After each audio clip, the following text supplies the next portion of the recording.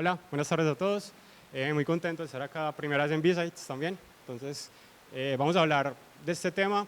Quiero empezar la charla antes de presentarme incluso, igual ahí medio me presentaron. ¿Quiénes de ustedes han trabajado con Web3? Así sea desde el tema del desarrollo, han interactuado un poquito con blockchain, conocen un poquito de este tema. Veo una mano por allí, listo, veo otros. Digamos, son tecnologías relativamente nuevas. Y de los que han trabajado, ¿quiénes conocen seguridad en Web3? Veo que una mano, acá han pocas manos, digamos, es un tema nuevo, entonces pocas personas han trabajado en desarrollo y mucho menos van a haber personas que están como concentradas en el tema de seguridad. Entonces la idea de la charla de hoy, por eso la llamé primeros pasos, es como la idea es un Web3 101, como una introducción para los que quieran empezar a aprender sobre Web3. Les voy a dar unos recursos, plataformas, una introducción a qué es blockchain, digamos algunos frameworks de herramientas y vamos a ver cómo empezamos a probar. Entonces, ¿quién soy yo? Soy Oscar Uribe, soy Security Tester, Ethical Hacker en Fluid Attacks. Danilo, que también expuso ahorita, es compañero, también tenemos varios compañeros. Estuve un tiempo haciendo Security Research, buscando CVEs. También soy CTF player, y a veces me gusta jugar CTF, sobre todo me divierte mucho el tema de explotación de binarios, ingeniería inversa, ese tipo de cosas, también le doy a web. Soy ingeniero de sistemas y computación y incluso acá está mi LinkedIn por si alguien tiene alguna duda sobre la charla, igual las presentaciones pues creo que se las podemos compartir, pero si alguien tiene alguna duda puntual o quiere preguntarme alguna cosa, pues por acá podemos estar en contacto.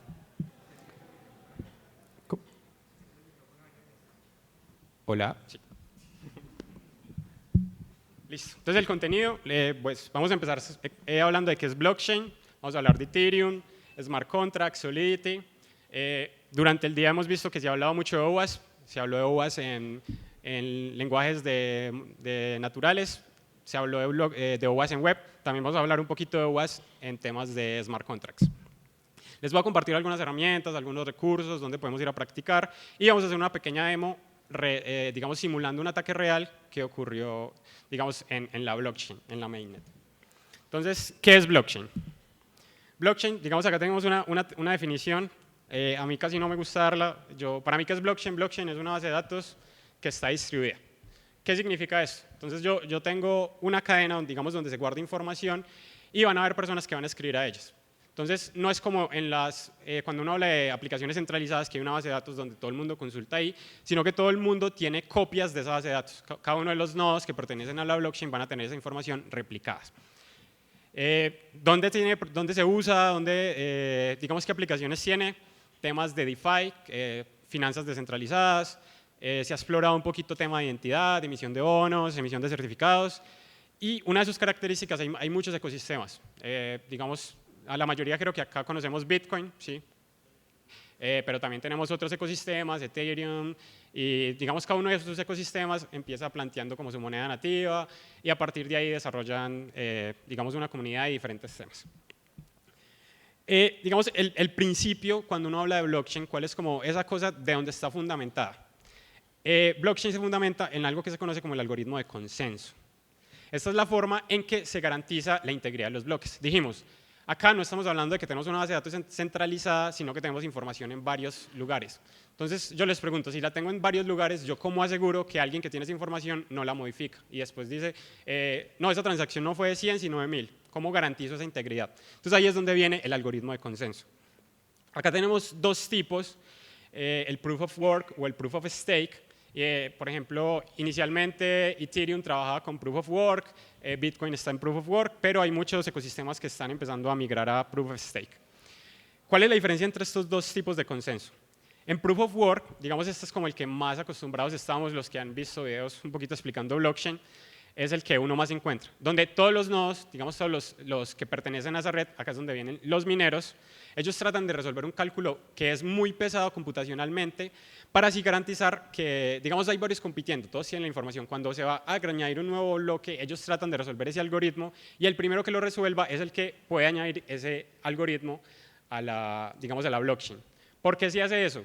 Porque como tengo que resolver ese cálculo computacionalmente, es costoso poder añadir nueva información a la blockchain. Entonces, al que logra hacer esto, los otros nodos como quieren que no se ingrese información inválida, entonces ellos dicen, bueno, él lo minó primero, pero la información que me ingresaron es válida, entonces los otros nodos se encargan de validarlo y ahí es ya donde cuando se ingresa una nueva cadena al bloque.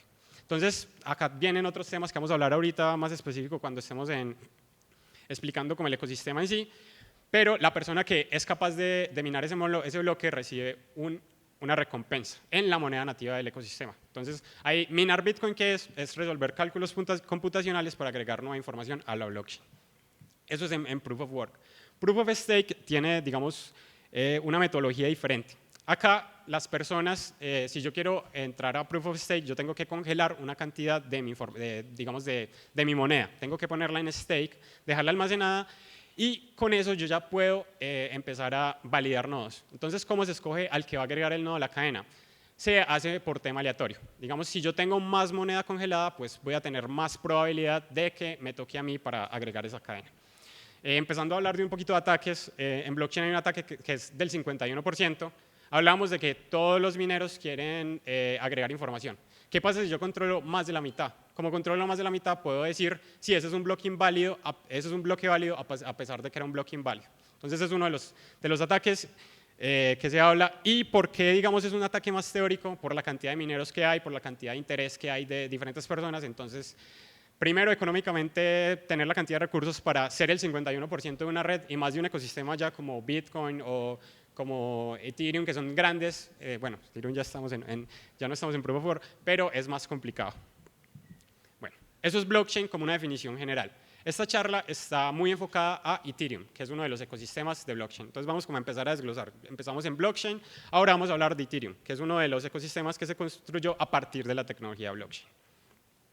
Entonces es una plataforma que se adoptó para empezar a ingresar, digamos, a desarrollar aplicaciones sobre ella. Fue creada por Vitalik Buterin en el 2015. Miren que seguimos hablando de tecnología nueva. Y su principal característica es que se pueden crear contratos inteligentes. Entonces, ¿qué es un contrato inteligente? Eso lo vamos a definir más adelante. Pero, digamos, acá la característica, en Bitcoin no se pueden tener contratos inteligentes, entonces como cuando se habla de contratos inteligentes es como la característica que tiene Ethereum, pero hay otras blockchains que lo han empezado a implementar. Algunos de sus componentes. Tenemos que Ether es la criptomoneda nativa, así como en Bitcoin tenemos pues el Bitcoin es la moneda nativa. Cuando hablamos de ese ecosistema en Ethereum es el Ether. Toda la validación, todos los bloques corren en una máquina virtual, como similar a la Java, pues esta es Ethereum Virtual Machine, la IBM, y es el entorno donde se ejecutan todas las transacciones. Un concepto que importante, que más adelante hablaremos de él, es el gas. ¿Qué pasa? A los mineros hay que pagarles, ¿cierto? Entonces, como a los mineros hay que darles un aporte cada vez que se agrega alguna información al bloque, entonces el gas es algo que si yo quiero hacer una transacción, pago un fee, digamos un pequeño impuesto, y ese fee va a una bolsa y con eso es que se logra pagarle a los mineros o a los que están validando los bloques. El mecanismo del consenso, que ya hablamos. Inicialmente Ethereum trabajaba en Proof of Work, pero cuando se sacó Ethereum 2.0 en el 2022 se cambió a Proof of Stake. Y las ADRES. Una ADRES es una wallet y o contrato, hago el alias, porque los dos pueden enviar transacciones dentro de la blockchain y es simplemente un identificador único. Es lo que me dice, así como yo tengo un número de cuenta en el banco, pues una wallet es como ese identificador que me dice, desde esta wallet voy a enviar acá o desde esta wallet voy a interactuar con tal contrato. Es como un identificador que me permite hacer las transacciones. Listo, ahora vamos a hablar de los smart contracts. ¿Qué es un smart contract? Es una forma bonita que le quisieron decir a un pedazo de código. Pues un smart contract es un fragmento de código que yo lo que hago es que lo compilo y lo subo a la blockchain y se va a ejecutar. Entonces, ¿qué ventajas me va a permitir? Yo, si tengo código que está en la blockchain, yo voy a poder hablar con él. Yo voy a poder tener una lógica para, a partir de eso, hacer transacciones. Digamos, yo en mi contrato inteligente puedo generar la lógica de un banco. Puedo tener un contrato que me permita que los usuarios depositen, que me retiren dinero, validar saldos, etc. Entonces, es ese código que se agrega a la blockchain. Yo tengo que compilarlo, subirlo, y eso también va a tener como costos de despliegue, etc. Algunos lenguajes que existen, tenemos Solidity, que es el que vamos a hablar acá un poquito en la charla, Viper, que era en Python, Rust se utiliza mucho en Solana y en otros lenguajes, Ride, Cairo, e incluso C++ puede ser usado para temas de contratos inteligentes. Entonces acá hay gran variedad, pero digamos para las personas que quieren empezar, yo recomiendo mucho el tema de Solidity y los smart contracts en Ethereum porque me parece bastante amigable. Igual vamos a ver ahorita un poquito de sintaxis y esto. Entonces, ¿qué es Solidity? Es un lenguaje, vamos a ver que es orientado a objetos. Para mí se parece, está entre JavaScript, tiene como ciertas influencias a Java, digamos por el tema orientado a objetos, también bueno, de JavaScript. Corre en la IBM, en la Ethereum Virtual Machine. Creo que esto está desactualizado. La versión que estamos en la 0.824, pero creo que ha cambiado. Tendría que revisar. Igual pueden entrar a la página de Solidity Lang, que es como la organización que desarrolla y mantiene Solidity, para ver como cuál es la versión en la que estamos. Acá vamos a otro concepto importante antes de entender. Si yo quiero hacer un contrato inteligente, pues yo no lo voy a hacer. Nosotros ya dijimos que lo que se escribe en blockchain se queda allá. Si yo ya subí un contrato que me quedó mal configurado, pues esa lógica va a estar allá y si alguien ingresa fondos, pues se los van a poder robar o las transacciones, o se va a quedar ese dinero ahí guardado. Va a quedar ahí como bloqueado. Entonces, para eso se diseñaron unas testnets. Hay diferentes redes que me permiten hacer pruebas sobre hechos. Entonces, en Solidity, en Ethereum hablamos de lo que es la mainnet, es la red principal donde están desplegados todos los sistemas, temas de NFT, todas esas cosas están desplegadas ahí, pero también hay testnet, que tenemos esas tres, Goerli, Sepoly y Rinkeby, donde yo puedo hacer pruebas. ¿Por qué? Porque, digamos, recuerden que si yo quiero desplegar un contrato, eso cuesta, eso vale cierta cantidad de gas, entonces yo no quiero gastar mi dinero así de una forma tan sencilla, entonces yo puedo desplegarlo acá. Se pueden usar fondos, incluso ahorita pueden hacer la prueba.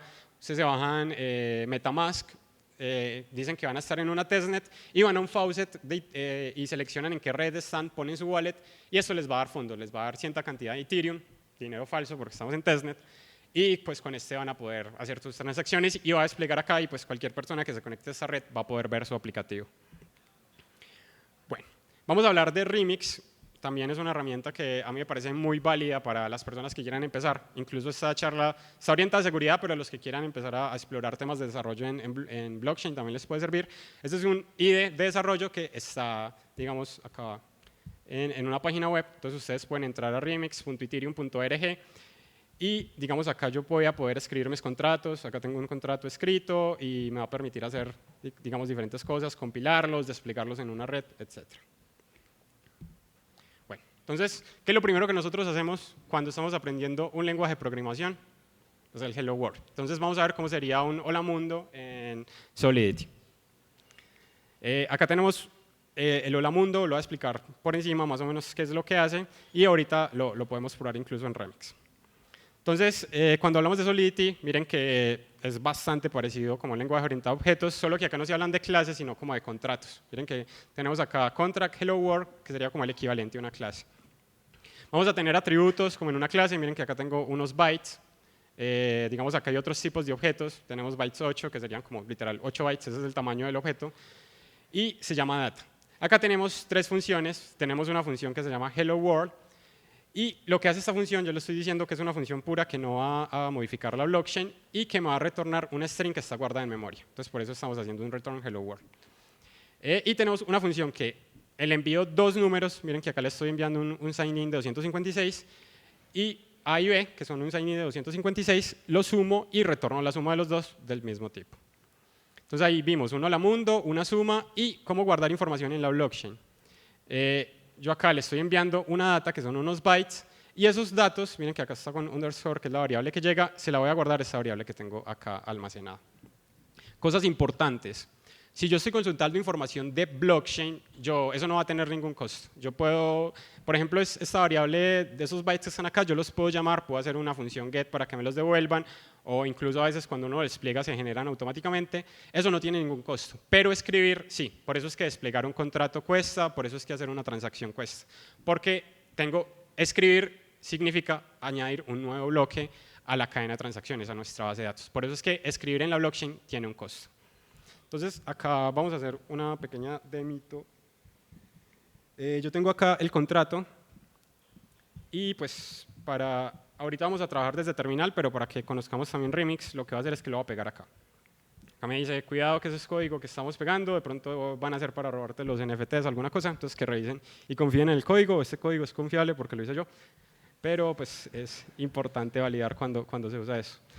Tema importante, esta primera línea me dice la versión de Solidity que estoy trabajando. Entonces, bueno, acá, ahí le respondo la pregunta, pasamos de 8.24 a 8.25, está desactualizado, pero yo quiero trabajar con esta versión. Entonces yo acá, súper chévere, no tengo que instalarla, entonces acá voy y busco cuál es la versión actual que estoy, 8.0, y acá debería de guardar y no me debería sacar error. Entonces, eso, digamos, eso también tiene como chequeo de sintaxis y me hace ciertas correcciones.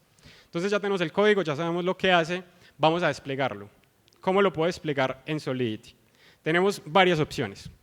Digamos, acá tenemos unos providers que nos da Remix, ellos crearon sus propias redes de blockchain, y yo acá puedo escoger si quiero, por ejemplo, una red de Remix. Las que dicen Remix VM son redes de ellos, es como, no sé, Shanghai. Una vez selecciono la red, acá yo puedo escoger cuál es el contrato que quiero desplegar. Entonces acá voy a escoger el contrato que tengo, le doy deploy y miren que acá abajo me salen los contratos que tengo generados y acá voy a poder interactuar con el contrato. Para mí, analizar un contrato es casi como si uno estuviera mirando una API cuando está en Hacking Web, porque es como funciones a las que yo tengo y las puedo llamar con ciertos parámetros y me va a retornar algo. Teniendo en cuenta el tema del gas, el tema de que si voy a escribir va a tener algún costo, pero digamos para mí yo hago esa analogía de hablarle a una API. Algo chévere cuando uno utiliza las redes de Remix es que acá me genera varias wallets, estos son direcciones, miren que las direcciones son un hexadecimal, y cada una me lo genera con fondos. Entonces yo acá tengo 100, 200, 300, 400 Ethers, un montón de plata, y con esto podemos empezar a hacer pruebas. Entonces, ¿por qué esta primera wallet tiene menos plata? Porque yo hice deploy a ese contrato, entonces eso me generó un costo, un fee, y eso me consumió gas, por eso no tenemos 100 en esta, que fue con la que la desplegamos. Acá ya vamos a empezar a interactuar. Entonces vimos que hay una función add. Entonces si yo le paso dos números, miren que lo llamo y acá me sale la respuesta. 1 más 2 da 3 la mayoría del tiempo. Tenemos acá hello world, que estamos diciendo me lo va a retornar. Miren que lo estamos haciendo con esta de acá, tiene el mismo número. Voy a llamar el hello world y me retorna acá el string hello world. Pero acá, como vamos a escribir, uy, esto es 32, yo creo que acá me demoro. No sé si así se puede. Bueno, acá habría que, sino que me demoró, bueno, son 8, no está tan grave. 2, 3, 4, 5, 6, 7, 8. Sí puse 8. Bueno, ahí se ponen los bytes, el formato acá normalmente es uno pone un array para enviarlo, pero este sí te generaría una, digamos, que se almacena en la base de datos, digamos, almacenaría en blockchain, entonces este sí me generaría un costo. No sé ahí por qué está fallando. Listo. Entonces ya vimos cómo generar un hola monto. Ya tenemos una introducción básica a Solidity, ya sabemos cómo funciona. Yo creo que ya todos hicimos nuestro primer despliegue, un contrato inteligente. Si yo lo quiero hacer en Mainnet, sería esa misma cosa. Yo tengo el código, solo que ahí sí tengo que recargar saldo y lo podría desplegar. Incluso en Remix, yo también acá van a ver que si yo quiero desplegar, acá me van a hacer opciones. Por ejemplo, yo me podría conectar acá con MetaMask, no lo veo acá. Entonces, miren que él acá me abriría la billetera de MetaMask y yo ya acá en MetaMask, si tengo, digamos, dinero en alguna testnet o dinero en mainnet, podría hacer el despliegue incluso desde acá mismo de Remix. Entonces, es una herramienta bastante chévere para no tener que luchar mucho con configuración. Listo, OWASP. A nosotros nos interesa la seguridad, entonces vamos a empezar a ver cómo se pueden explotar estos contratos. Acá les dejo el link al proyecto, el top 10 de OWASP en Smart Contracts. Bueno, vamos a empezar a hablar un poquito de cada uno, en qué consiste y, sí, digamos, hablar como la definición de cada uno por encima. Primero tenemos reentrancy, spoiler, esta es la demo que vamos a hacer ahorita, esta es la vulnerabilidad que vamos a hacer en la demo, entonces en este momento no voy a profundizar mucho, ahí el que quiera puede ir leyendo. Tenemos integers, overflows and underflows, lo mismo que pasa en C, en lenguajes de bajo nivel. Si yo tengo un tipo de dato y le sumo más, un 1 más a mi número más grande, pues se me reinicia el contador. Lo mismo para el otro lado, entonces eso también aplica, por eso es que vieron que yo tenía un 256, entonces son enteros de 256. Temas de dependencia, en blockchain un problema que hay es la aleatoriedad, entonces es muy complicado tener aleatoriedad en blockchain, entonces si yo estoy dando aleatoriedad, uno en blockchain, como tiene acceso a toda la información, yo puedo ver cuál es ese valor de aleatoriedad que le estoy dando y lo puedo utilizar para predecir valores. Entonces, si yo tengo una lotería que me genera un número aleatorio, pero me depende del tiempo, yo fácilmente puedo saber cuál es el valor que hay que enviarle para adivinar eso. Entonces, en tema de dependencia es complicado. Access Control Vulnerabilities, eso está en web, está en todas partes. Acá también hay funciones que son críticas, entonces las funciones críticas yo no quiero que cualquier persona las llame. Yo le voy a poner que esa función solo se puede llamar desde cielo hasta wallets o con ciertos controles, que pase algún chequeo.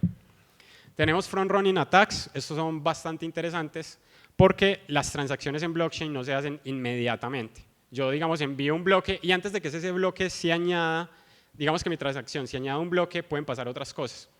Y acá blockchain es un poquito, digamos, racista en eso porque da prioridad a las personas que dan más gas. Si yo aporto más gas, yo puedo hacer que mi transacción se ejecute primero. Entonces, si yo tengo una forma de controlar que mi transacción maliciosa, digamos, hay una transacción que me manipula el precio de algo. Yo puedo, digamos, alguien compró algo, quiso comprar un valor, digamos, hizo alguna compra. Yo lo que hago es que una transacción que hace que se infle ese precio o que se baje, dependiendo de lo que necesite, le puedo hacer un front running, o sea, que corra antes que la otra transacción y con esto puedo manipular y que se escriba primero y va a tener un resultado diferente la transacción que se envió. Entonces, los front running, digamos, están relacionados. Ahorita les voy a explicar un ataque que en DeFi, en finanzas descentralizadas, que utiliza un poquito esto. Negaciones de servicio. Si ustedes van y exploran, hay un montón de contratos inteligentes que están desplegados que están totalmente inutilizados. Por lógica de programación, por algún error, el contrato no se puede interactuar con él ahora. Y grave, ahí hay fondos, entonces blockchain a ese contrato se envió dinero, ahí quedó, no hay forma, usted no puso lógica para sacarlos, el contrato hubo una denegación de servicio, ahí quedó congelado. Esos fondos quedaron congelados ahí. Errores de lógica, lo mismo, pues es un lenguaje de programación, se pueden añadir errores de lógica en calculaciones, errores de cálculo. Lo mismo, insecure randomness, es muy difícil generar números aleatorios, incluso ustedes saben que para un computador es imposible generar números, uno habla de números pseudo aleatorios porque parte de una semilla y eso. Entonces, acá en OWASP también, digamos en smart contracts, también uno se puede abusar de este tema de aleatoriedad para predecir valores y abusar. Vulnerabilidades en el uso del gas. El gas es digamos, si yo tengo un contrato, yo tengo ciertas líneas, cada instrucción me cuesta un poquito de gas.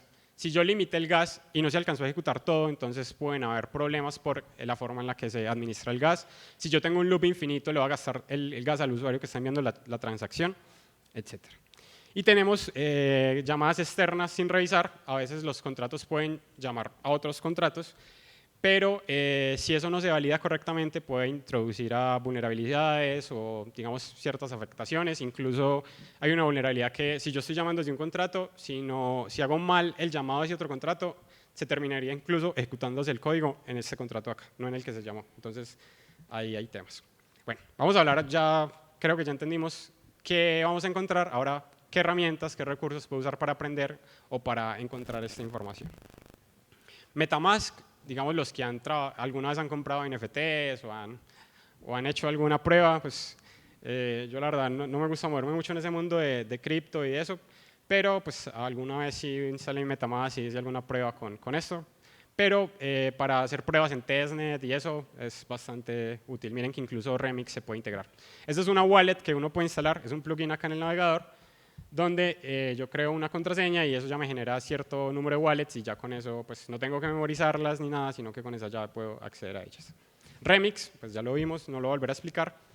Tenemos Brownie, que es un framework que está hecho en Python para pruebas, digamos, contra contratos inteligentes. Entonces, ¿qué ventaja me da esto? Yo puedo generar mi propio ambiente local, yo voy a generar mi propia blockchain y usando Brownie me da facilidad para digamos, hacer deploy a contratos o interactuar con ellos de alguna forma. Entonces, es bastante chévere y, digamos, uno va a tener su propia máquina virtual de Ethereum en su computador para probar. Tenemos Solc. Dijimos que Solidity es un lenguaje compilado, entonces hay que tener un compilador. El compilador de Solidity es Solc. Yo lo puedo instalar incluso con el comando, se llama Solc, en Linux, en Mac, install, apt install Solc. Incluso creo que se puede instalar con npm y pues ya con esto lo podríamos tener para compilar nuestros contratos. Ganache. Ganache es una herramienta que me permite generar mi blockchain. Digamos, yo puedo generar es un emulador de la blockchain y yo puedo tener mi cadena de bloques ahí y cada vez que voy a hacer pruebas que me genere una nueva y me va a dar, igual que hicimos en Remix, me va a dar un listado de wallets con las que yo ya puedo usar para empezar a interactuar. Tenemos librerías, así como está Brownie, tenemos un par de librerías muy similares, Web3Py y Web3.js. Una está hecha en Python y la otra está hecha en JavaScript. Entonces, digamos, si uno quisiera hacer una página web que hace temas con blockchain, con Ethereum, pues uno va a usar, por ejemplo, alguna de estas dos para desde la página web interactuar con la blockchain. Entonces, también se puede usar para probar. Entonces, también les recomiendo que den algún vistazo a alguna de estas dos. OpenZeppelin. Tenemos que cuando empezaron los contratos inteligentes es una empresa que generó un montón de estándares donde yo puedo empezar a consultar cómo hacer algo de forma segura. Entonces, cuando hablamos de monedas, yo en Ethereum puedo generar mi propia moneda. Yo me invento cualquier moneda que corra sobre Ethereum, pero para poderlo hacer tengo que seguir un estándar. Por ejemplo, en monedas ese estándar se conoce RC20, RC20 es el estándar para monedas. Y si quiero crear un NFT, pues haría RCT721. Entonces, eso me va a obligar a que yo tengo que tener ciertas funciones. Una función retirar, una función aprobar el manejo de los fondos, una función para, digamos, si estamos en RC121, que son los NFTs para mintear, para quemar tokens, etc. Entonces, en OpenZeppelin no tenemos solo esos dos estándares, hay más. Uno puede generar tokens, digamos, agrupados y ahí salen diferentes estándares. Entonces, también es una documentación bastante valiosa. Ya, acá voy a empezar a recomendar algunas páginas para aprender. Ya vimos qué vulnerabilidades hay, yo quiero un ambiente de pruebas para empezar a buscar vulnerabilidades. Entonces, les tengo esta página, es Eternaut, donde desde la misma consola del navegador, yo ahí voy a tener acceso a Web3.js, que fue la librería de JavaScript, y desde ahí tengo una serie de retos y puedo empezar a explotar diferentes vulnerabilidades. Entonces ahí le van a decir uno, hay un contrato que hace tal cosa, entonces robe los fondos o vuelva a que haga una denegación de servicio al contrato. Entonces cada uno de los retos va a tener como una validación para uno pasar el reto. Entonces es bastante chévere para empezar a probar, y si están interesados, pues miren que OpenZeppelin está contratando acá. Esto fue desarrollado, me faltó decirlo, por OpenZeppelin. Entonces, si les va muy bien haciendo eso, pues manden hoja de vida a OpenZeppelin a ver qué los ponen a hacer. HackTheOx, también HackTheOx hace no recuerdo si fue el año pasado o empezaron a desplegar algunos challenges de blockchain. Entonces, los que están en tema de hacking y quieren aprender, digamos, también encontrarse retos, pues acá también hay algunos retos. Primero habían solo unos retos easy, pero ya han empezado a poner retos de diferentes categorías. Entonces también le pueden dar un vistazo a los retos a ver qué encuentran. Bueno, sabemos que en blockchain se mueve mucha cantidad de dinero. Entonces, así como hay bug bounty en web, pues Web3 no se iba a quedar ajeno. Y hay una plataforma que es Immunify, donde hay bounties, las empresas que sacan sus proyectos de smart contracts, donde ofrecen cantidades ridículas. La verdad, los bounties que pagan en Web3 son unas cantidades ridículas, porque los impactos que podría tener, la cantidad de dinero que se mueve, son montones. Entonces uno acá puede encontrar bounties loquísimos. Pero también lo doy como herramienta para aprender, porque uno puede entrar, cuando le hacen disclosure al bounty, pues puede entrar a revisar y entender un poquito cómo fue que lo explotaron. Tenemos acá Damn Vulnerable DeFi, es un repositorio de GitHub, lo pueden buscar. Y tiene challenge, pero están orientados al tema de DeFi. Recuerden que DeFi es Decentralized Finance, entonces es como todas esas lógicas que hacen para, digamos, temas de finanzas, pero de una forma descentralizada. Entonces hay temas de préstamos, diferentes cosas que se pueden hacer, temas de gobernanza, oracles de precios, o sea, que son los que calculan los precios de las cosas, etc. Entonces hay diferentes ataques acá que uno puede empezar. Igual recomendación, primero aprendan estándares, primero jueguen con Eternaut, porque cuando uno ya se mete a DeFi, ya los ataques son un poquito más, ya incluso a veces no son tan técnicos, sino que hay que entender más como la lógica de cómo se calculan precios, y tiene más como temas de finanza. Bueno, acá les dejo también un listado de recursos, también lo voy a dejar ahí para que le tomen la foto. Acá están todos los que hablé. Digamos, tenemos MetaMask, Remix, tema de Brownie. Este es nuevo, es documentación de Solidity, pues ahí pueden encontrar todo. Ganache, Web3.js. Esta herramienta que uno puede, en su computador, puede instalar diferentes versiones de Sol C. Así como en Remix yo podía escoger cuál quería, yo puedo instalar diferentes compiladores y escoger cuál voy a usar. Entonces, por ejemplo, esta herramienta de Sol C Select me permite escoger cuál quiero usar para el contrato. Tenemos Ethernaut, que es la página de OpenZeppelin de los retos, HackTheBox.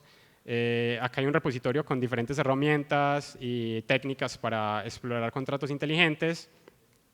Slither, que es una herramienta para hacer análisis estático a los contratos inteligentes, Immunify, y Solidity by Example, que es una página donde te van a enseñar por ejemplos a programar en Solidity.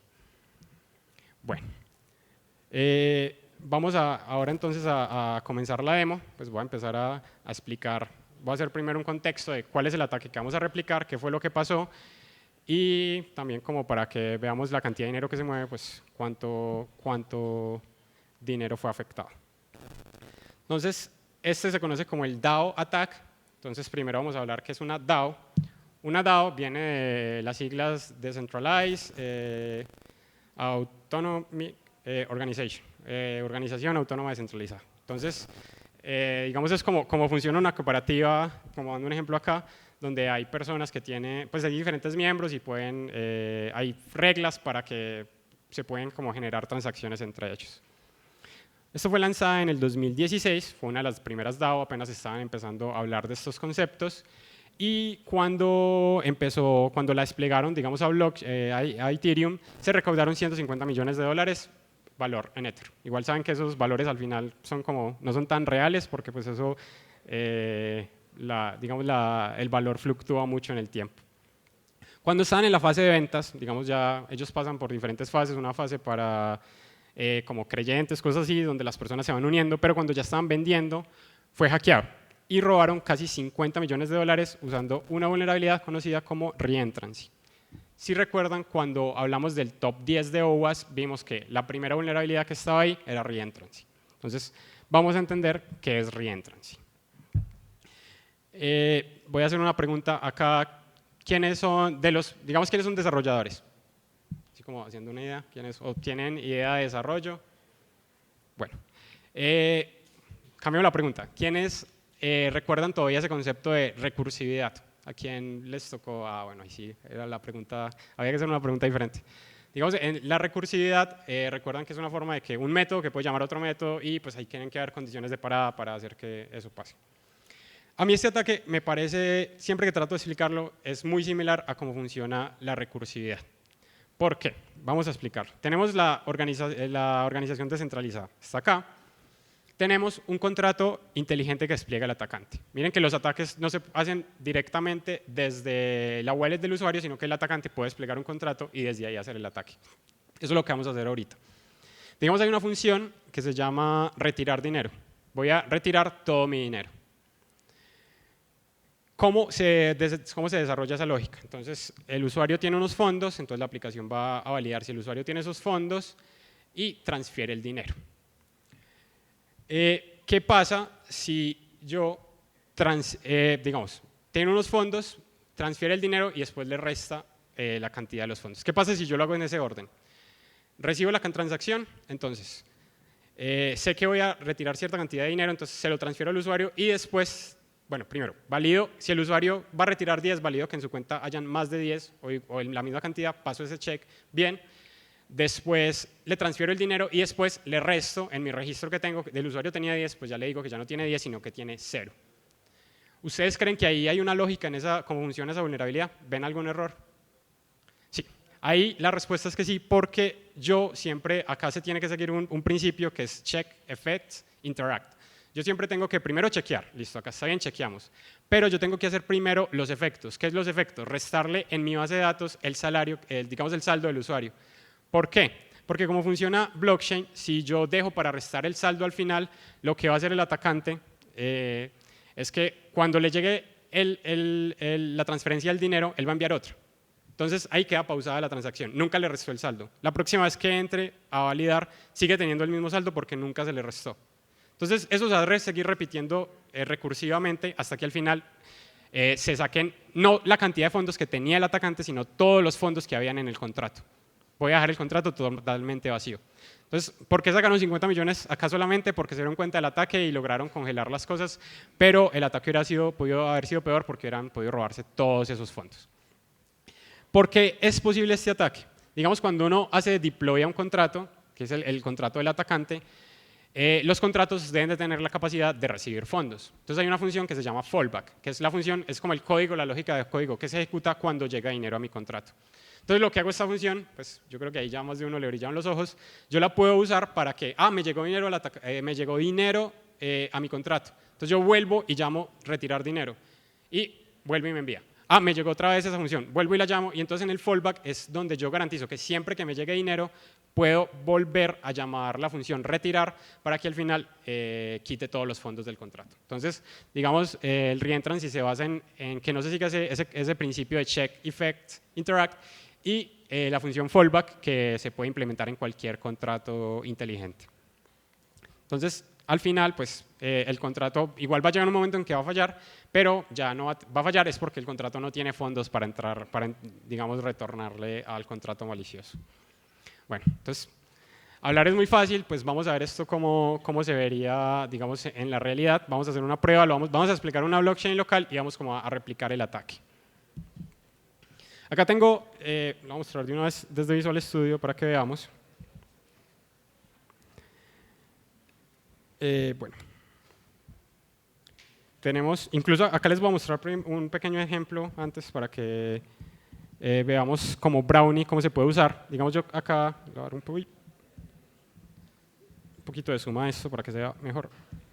Voy a entrar acá a una carpeta demo, está totalmente vacía y lo que voy a hacer es que con Brownie, yo ya lo instalé y se puede instalar con Python, le voy a dar Brownie init.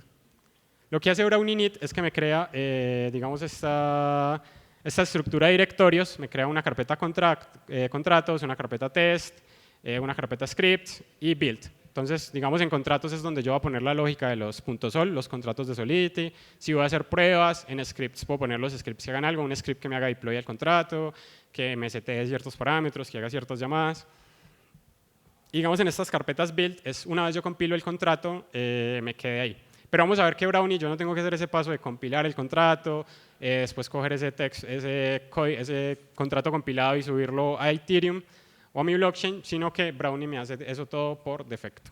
Entonces, si yo tengo esa estructura, la voy a mostrar acá, digamos, lo que tenemos. Entonces, recuerden que les dije que teníamos una carpeta contratos. Acá en esta carpeta tenemos un poquito más de zoom. Tenemos que va a ser el contrato del banco. Vamos a repasar un poquito su lógica. La clase se llama contratos. Acá estamos usando una versión de Solidity más viejita como por facilidad. Digamos, en versiones más nuevas todavía se puede seguir haciendo el ataque. Orientado a objetos tenemos un constructor. Entonces, cuando el contrato se despliega, en el ejemplo del Hello World no había, pero cuando el contrato se despliega por primera vez, pues yo le puedo pasar ciertos parámetros para que con eso se genere su instancia. Entonces, en este caso, el constructor solo recibe un nombre. Tenemos una función depositar. Esta función es pública. ¿Por qué? Porque quiero que todo el mundo la pueda llamar. Y acá aparece un valor nuevo que es payable. ¿Qué significa eso? Que es una función que para que un usuario pueda interactuar con ella envíe dinero. ¿Por qué? Porque si yo quiero que lo que estoy haciendo acá es que estoy mirando este message.value, me mira, al usuario envió un Ether. Entonces yo en mi array de balances, en la dirección del usuario, pues guardo que ese usuario tiene un Ether como saldo. Entonces, esta función tiene que ser payable porque me tienen que enviar. Digamos, yo tengo un arreglo donde guardo el registro, pero igual ese dinero como tal, esos Ethers van a quedar en el contrato almacenados. Tenemos una función que me retorna los balances de todos los usuarios y tenemos la función withdraw. Dijimos que el error sucede cuando no se sigue el principio de check, effect, interact. Acá tenemos que estamos revisando el balance, que el balance del usuario sea mayor o igual a... Es importante que lo que estoy pidiendo para retirar sea mayor o igual a lo que el usuario quiere retirar. Entonces, si esto se cumple, bien, podemos retirar. Acá, esta función es la que le envía el dinero al usuario. Entonces, cuando él retira, pues yo tengo que coger esos Ethers que tengo en mi contrato y pasárselos al usuario que quiere retirar. Entonces, acá es donde se envía el dinero. Esto vendría siendo el interaction. Miren que está de segundo. Y los efectos es cuando yo cojo en mi registro de balances y le resto la cantidad que el usuario quería retirar. Entonces miren que acá no estamos siguiendo ese principio, porque esto, digamos, para arreglarlo, esta línea acá debería ir abajo, para evitar que pueda darse este ataque. Entonces un atacante estuvo, se dio cuenta que se desplegó un contrato con esta, digamos, con esta estructura y se dio cuenta que en esta función withdraw hay una vulnerabilidad. Entonces él lo que hace es que esta vulnerabilidad yo no puedo hacerlo desde una billetera porque cuando a mí me llega dinero yo no puedo inmediatamente llamarlo. Entonces acá por eso es que uno opta por usar un contrato. Entonces uno va a generar un contrato proxy, le dicen así, para a partir de él generar el ataque. Lo que hago acá es que tengo una referencia al contrato banco y en el constructor lo que hago es que le paso la dirección, el wallet, la dirección, pues el address del contrato y con eso genero una referencia acá. Entonces acá es como si tuviera una instancia del banco y yo ya acá puedo llamar todas estas funciones que tiene el banco acá. Llamar balances, depositar, etc. Entonces eso lo hago yo desde el constructor. Tenemos una función, este va a ser el ataque, ahorita vamos a hablar de esta. Tenemos una función deposit, yo quiero que una vez despliego el contrato pues pueda depositar cierta cantidad de dinero como es del contrato al banco, porque recuerden que hay un check importante que es que yo para retirar tengo que tener fondos, entonces por eso busco como tener cierta cantidad de dinero en el banco, entonces esta función lo que me permite es hacer eso. Tenemos una función getBalance, donde voy a mirar como cuál es el balance que tiene esta cuenta, digamos para hacer algunas pruebas. Tenemos esta función attack, que lo que hace el attack es simplemente llamar la función retirar. Miren que él solamente está retirando un Ether. Entonces este ejercicio lo vamos a hacer. Vamos a depositar un Ether, vamos a retirar un Ether y esta función attack es el que inicia el ataque. Acá abajo tenemos la función fallback, la que mencionamos que nos permite realizar este ataque. Entonces lo que estoy revisando yo acá, nosotros queremos seguir sacando, fuimos amables y queremos seguir sacando dinero hasta que el contrato no tenga nada. Miren que acá estoy revisando que siga llamando withdraw hasta que el balance, acá estoy llamando cuánta plata tiene el contrato, sea diferente de cero. O sea, cuando el banco tenga cero, entonces ya pare, pues ya le saqué toda la plata, no quiero seguir retirando. Ya saqué la plata, no solo mía, sino la de todos los usuarios. Recuerden que ahí estamos hablando de eso. Y acá vuelvo a llamar bank.withdraw llamando un Ether. Entonces acá lo que estoy haciendo yo es que cada vez que llamo esta fallback, cada vez que me llega dinero, retiro otro Ether. Entonces yo consigné uno, pero en el banco habían 100 Ethers contando todos los saldos de todos los usuarios. Entonces esto se va a hacer 100 veces hasta que deje, digamos, vacío el contrato del banco. Esta función es importantísima porque acuérdense que hablamos de que los contratos guardan dinero. ¿Qué pasa si yo no pongo esta función para sacar los fondos que me robé? Pues esa plata va a quedar congelada en el contrato. Entonces, realicé el ataque, le quité toda la plata al banco, pero el atacante no la va a poder sacar porque no se la va a poder transferir a una billetera. Entonces, esta función lo que hace es que al que la llama, incluso aquí hay una vulnerabilidad, ahorita hablamos de esa, esta función le permite transferir como todos los fondos que hay en este contrato del atacante a una wallet que es como la wallet ya en sí como del atacante, la dirección, el address del atacante. ¿Por qué digo que acá hay una vulnerabilidad? Porque recuerdan que en OWASP había control de acceso. Esa vulnerabilidad está pública. Si alguien más se dio cuenta que había un contrato atacante acá y llama a esta función, pues le va a sacar todos los fondos al atacante.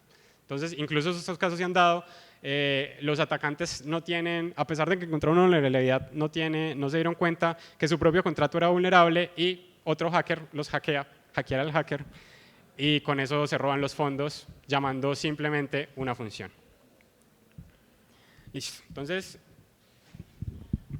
lo que voy a hacer acá es que voy a entrar a mi carpeta, pues ahí ya estudiamos como un poquito la estructura y les voy a mostrar como cuál es el script que yo tengo acá para simular el ataque. Listo. Entonces, miren, a mí me gusta hacer la demo desde terminal para que se vayan viendo como los outputs.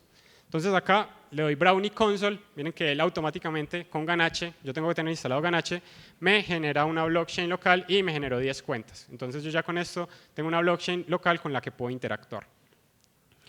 Acá hay algo muy chévere que es uno incluso se puede bajar la copia real de blockchain y montarla acá, hacer que funcione con datos reales y yo podría ir a la fecha exacta, digamos cada bloque tiene un ID, ir al bloque del ID donde ocurrió el ataque, ir a replicarlo, hacer la misma transacción, las mismas transacciones que hizo el atacante para robar la información. Entonces ahí también es muy chévere el poder hacer replicar el ataque real digamos, de manera local. Entonces eso también es como algo que pueden probar ustedes.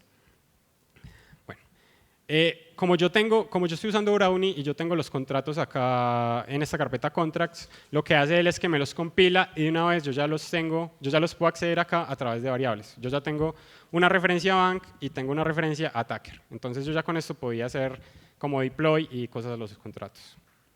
Entonces voy a quedar acá. Recuerden que tengo 10 cuentas, entonces acá estoy usando, accounts es un arreglo de 10 valores, entonces acá estoy usando como la última cuenta y esa va a ser la cuenta del deployer. Entonces si vemos acá, deployer tiene esta dirección address. Esta es como el address de esa cuenta en nuestra blockchain. Voy a generar dos usuarios, entonces voy a decir que el usuario 1 es la cuenta 0 y el usuario 2 va a ser la segunda cuenta. Entonces acá tenemos user 1 y user 2. Miren que son diferentes direcciones. Vamos a generar nuestro atacante, pues queremos tener el atacante, el que va a hacer el ataque real y le va a robar el fondo a esos dos usuarios. Acá vamos a hacer un deploy, o sea, vamos a subir nuestro contrato. Nosotros por ahora solo tenemos el contrato compilado, pero desde el deployer, que fue una cuenta que creamos, recuerden que esto es como una referencia, entonces yo ahí tengo como el bytecode del contrato ya compilado y al hacer este deploy lo voy a enviar, voy a hacerle deploy en la blockchain. Entonces recuerden que nuestro contrato inteligente, nuestro contrato del banco tenía un constructor que era una string, que era el nombre del banco, y acá se la estoy pasando. Y acá le paso el from del deployer como para simular desde qué address se generó. Entonces hago esto, si me sale azulito es que la transacción fue enviada, acá me sale el límite del gas, el costo del gas. Como esta es una blockchain local, uno le puede configurar que gaste cierta cantidad de gas o no, y me dicen qué bloque actual estoy, digamos cuánto gas se usó, etc. Ahí está como toda la información. ¿Qué pasó? Ya tenemos usuarios, ya tenemos nuestro contrato banco, entonces vamos a simular, digamos, un flujo normal. El usuario 1, digamos from user 1, acá le estoy diciendo, el usuario 1 es el que lo va a hacer desde esa wallet que él tiene, va a enviar 2 Ether.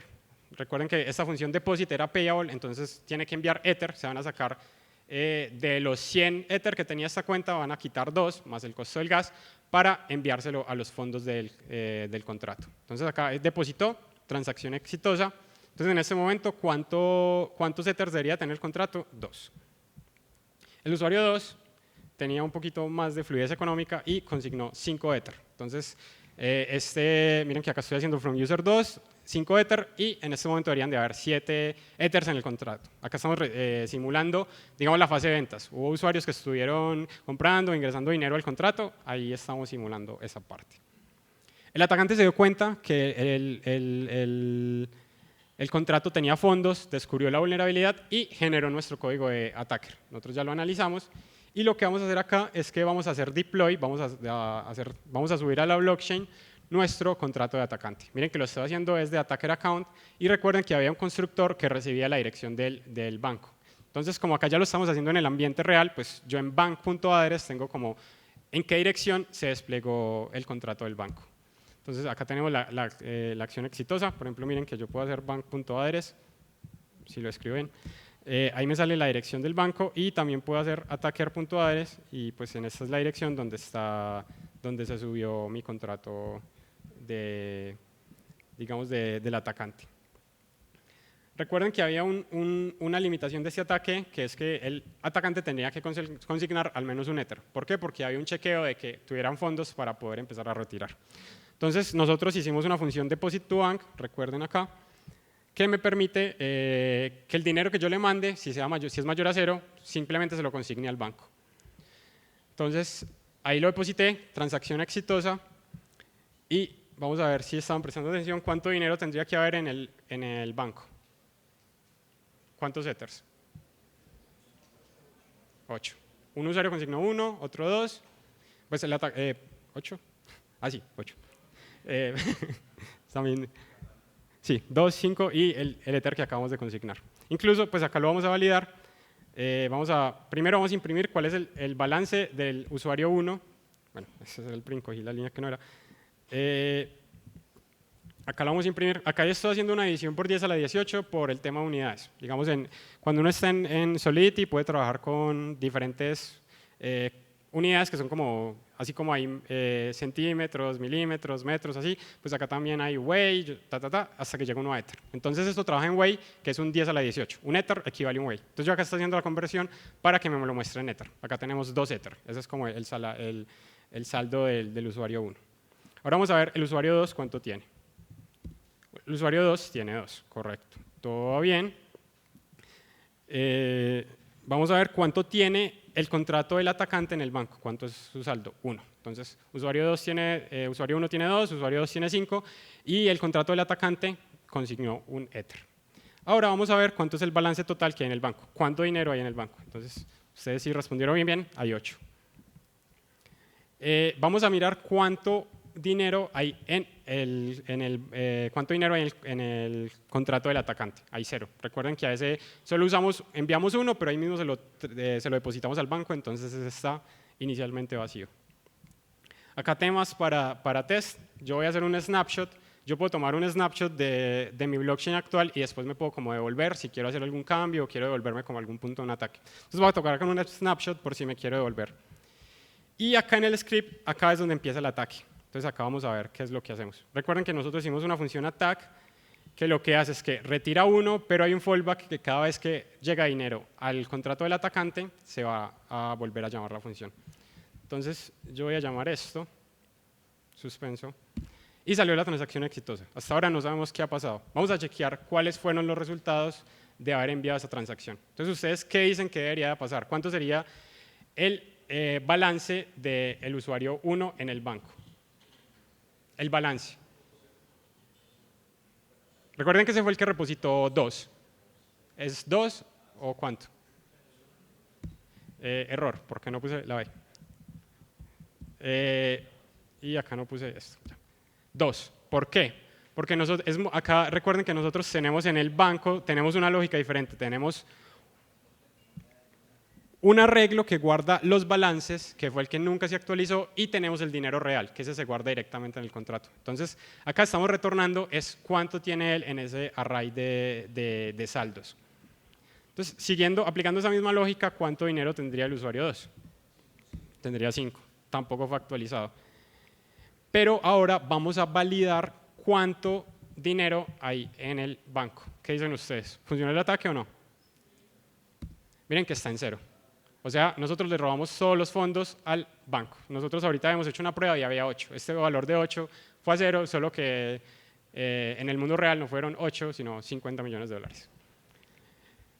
Vamos a ver cuánto dinero hay en el balance del atacante. Recuerden que inicialmente era 0, pero ya es 8. ¿Por qué? Porque son los 5 más 2 más 1 de los usuarios que depositaron. Y si miramos el balance del usuario, del atacante, pues es 1 porque él, digamos, tuvo que haber depositado 1 para poder iniciar el ataque. Entonces lo que hacemos acá, el atacante muy tranquilo llama a la función que me retira los fondos, y si miro ahora, el balance de la cuenta del atacante es 107. Entonces nos acabamos de sacar eso. Ahí es donde aplauden en las charlas. Digamos, acá es lo...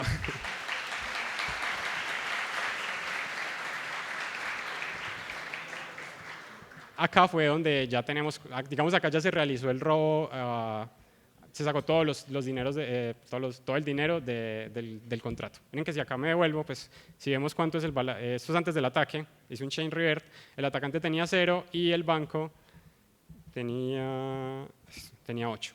Y nosotros logramos que todo ese dinero pues se transfiriera a la cuenta de nuestro atacante. Bueno, acá pues tenía las diapositivas, por si algo fallaba en la demo, pues es lo mismo que hablamos.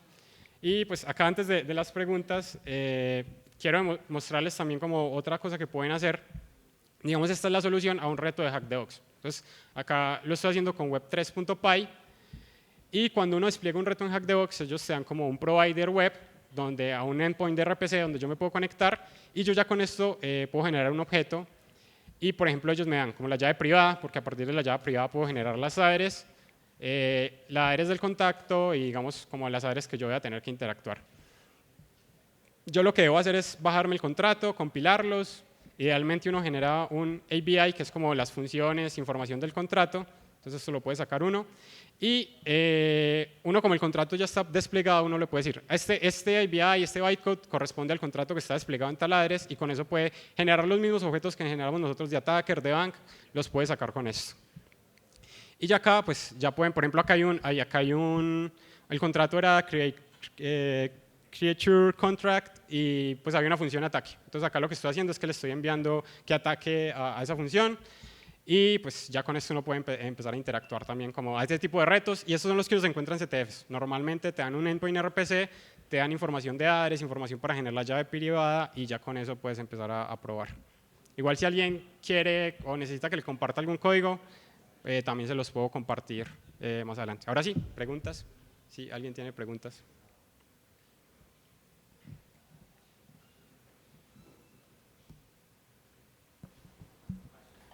¿Qué más, Oscar? Tengo dos preguntas. La primera es, si digamos encuentras un bounty en un smart contract, ¿qué podría hacer como pues ese cliente o la víctima para remediar eso si ya está desplegado? Es una muy buena pregunta. El tema de blockchain es que lo que pasa en blockchain se queda en blockchain y no hay forma de modificarlo. Entonces, si yo subí un contrato vulnerable, debería haber metido alguna lógica para sacar esos fondos o hacer algo, o me lo van a, digamos, se va a ver afectado. Digamos, lo que se usa acá, cuando uno ya está hablando como temas de deploy y de buenas prácticas, es que se utilizan contratos, un RC, que se llaman los contratos proxy, que a partir de él me permiten tener diferentes implementaciones. Entonces yo lo que hago ya es, encontré un contrato que era vulnerable, en el contrato proxy le digo, este contrato desutilízalo y utiliza esta nueva implementación, y ahí es donde corrijo las vulnerabilidades. Pero, digamos, teóricamente no se podría modificar ya una vez un contrato se despliega. Por eso, por eso les decía que hay contratos que tienen fondos congelados, porque esos fondos los transfirieron de alguna forma y no hay lógica o pasó algún error y allá se quedaron metidos. Entonces hay una buena cantidad de dinero que está congelada en la blockchain, para el que quiere ir a buscar. Gracias. Y la otra pregunta era, si digamos, no sé, soy un banco y me atacaron o me están atacando, ¿hay alguna forma en que yo pueda encontrar el código del atacante en la blockchain? Lo que puedo hacer en blockchain es, digamos, incluso hay empresas que se han estado dedicando al tema de monitorear transacciones. Recuerden que las transacciones son públicas, por eso es que se utilizan address como para no saber a quién pertenece la información. Entonces monitorean transacciones a ver qué son las cosas que se están enviando a mi contrato. Yo puedo llegar a saber qué address está interactuando conmigo, y ya a partir de transacciones como construir esa lógica, pero yo no voy a saber como cuál es el atacante real. Eso es como lo que puedo hacer. Gracias. ¿Preguntas?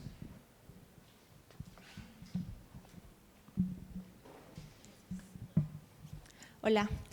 Desde tu punto de vista ofensivo, ¿cuáles crees que son los mayores retos que enfrentamos en términos de ciberseguridad con relación a la detección de anomalías o detección de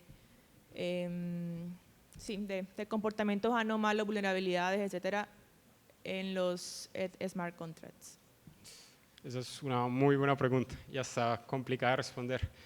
Yo creo que temas ahí que tenemos es primero el anonimato. Pues yo, a pesar de que tengo como la trazabilidad, pues yo no voy a saber quién es el que me está realmente interactuando, y tengo como un tiempo de respuesta para empezar a hacer como mi análisis. Pues a mí me atacaron y yo me daría cuenta como que me está llegando una transacción sospechosa, y ahí tendría que empezar a responder la lógica. Entonces, si esta transacción ya se escribió, el tema es, ya se inscribió en blockchain, ya se ejecutó, yo puedo ya empezar es como a tratar de a ver si con mis proveedores para que de dónde se sacan ya los fondos, y puedo congelar fondos de billeteras o algo así.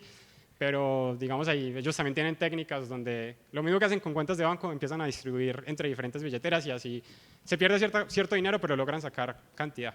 Entonces en tema de blockchain es que hay que mejorar la forma en que se implementan las cosas para que antes de que una transacción se llegue a escribir en blockchain, yo pudiera, digamos, habría que como mejorar la lógica de la implementación para poder monitorear que esas cosas lleguen, porque es que en blockchain cuando se escribe ya estamos paila.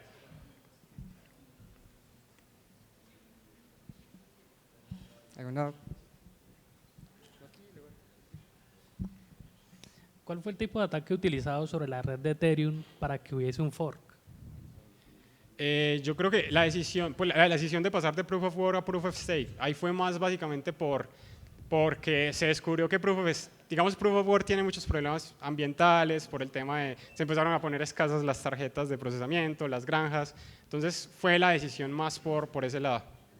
Pero entiendo que hubo un robo de dinero. O sea, fue una transacción demasiado grande que pasó a la blockchain, como tú dices, que una vez que se escribe no se puede cambiar. Entonces, por decisión unánime, decidieron cambiar a una nueva blockchain. Si el tema fue por esas decisiones, tuvo que haber algo muy cerca de un ataque del 51%. Porque, digamos, es la ventaja que ofrece el Proof of Stake al Proof of Work. Es como la ventaja que hay ahí. Pero la verdad no estoy como familiarizado ahí con, pues no recuerdo cómo ese ataque. Pues no estoy como, me corchaste, más fácil. Cuando hiciste la parte de volver a la cadena como estaba antes del River Chain, dos preguntas. El numerito que salió en la consola, ¿qué significaba? Y si dentro del entorno en el que está corriendo esa cadena se sobrescribe la que estaba anteriormente o se crea como un duplicado de esa misma cadena. Listo. Digamos, este número es el número del bloque. Miren que en cada transacción hay un número de bloque. Entonces, por ejemplo, cuando hice esta transacción de sacar los fondos era el número 7. Entonces, cuando yo saqué el snapshot, el número 5 fue la transacción el último bloque que se había generado ahí. Entonces, lo que hace él es que se devuelve a eso y borra. Él sí lo puede hacer porque estamos local y no hay que pasar por validación de nodos y todas esas cosas. Quita los bloques que se añadieron a partir de ese ID, de ese identificador. Eso es como lo que hace Brownie por abajo. Listo, gracias. Listo, bueno, ¿Listo? muchas gracias. Muchas gracias. Un aplauso.